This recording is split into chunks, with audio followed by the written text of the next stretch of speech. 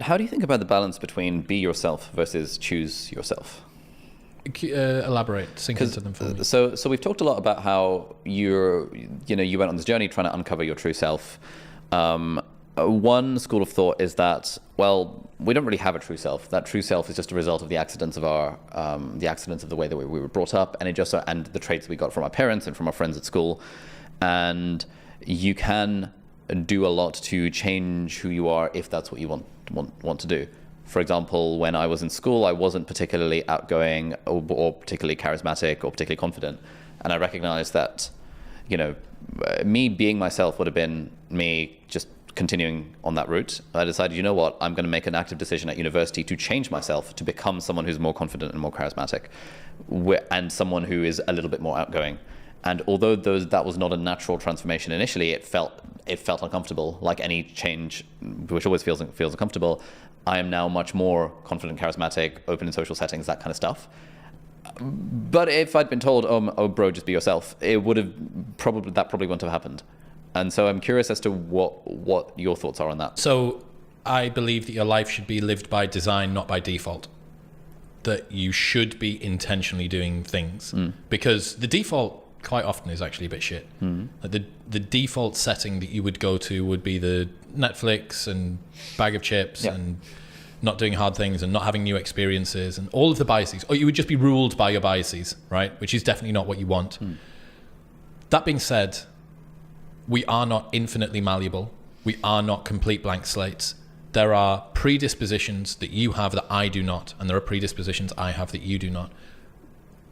50% pretty much of everything you are psychologically is genetic, on average. And what that means is that you are inclined towards certain things more than others. By hook or by crook, you haven't ended up being an artist or a painter or a club promoter or a reality TV guy. Like there is something inside of you that has caused you to lean toward the particular life that you do. Now, understanding yourself and saying, right, I'm going to play to my strengths. I'm going to enhance. So one of your strengths is being able to learn things quickly, right?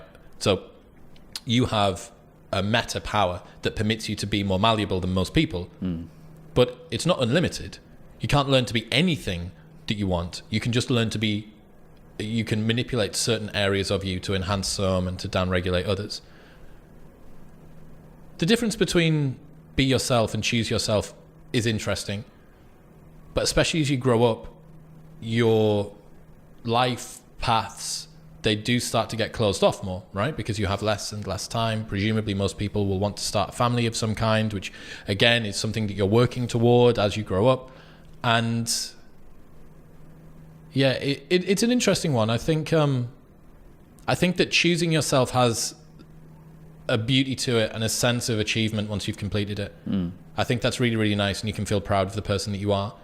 But that needs to come from a place of inner truth, or else you're just going to end up playing a role. You're not going to be... So if you decided tomorrow that you wanted to wake up and be a PT in a gym and just be some super alpha, go out, sniff a bag with the boys on a weekend, like 5 pints and watch the footy. Oh, did you see the West Ham game last night, mate? Like, if you decided to be that guy, I'm sure that you could probably...